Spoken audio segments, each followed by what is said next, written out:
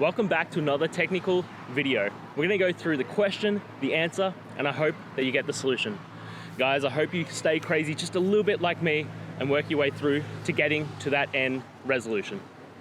Let's get started.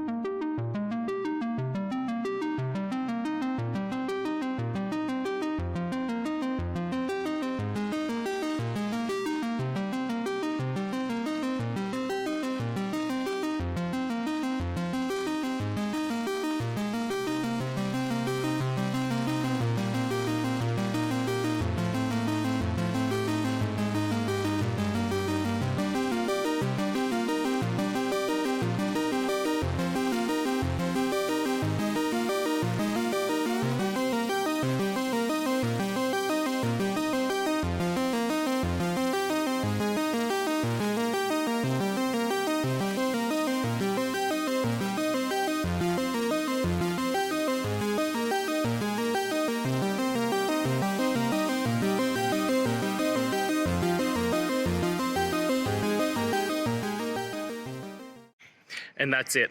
I hope that that's helped find the solution that you're looking for. And if it did, please, I'd appreciate it if you hit the subscribe button.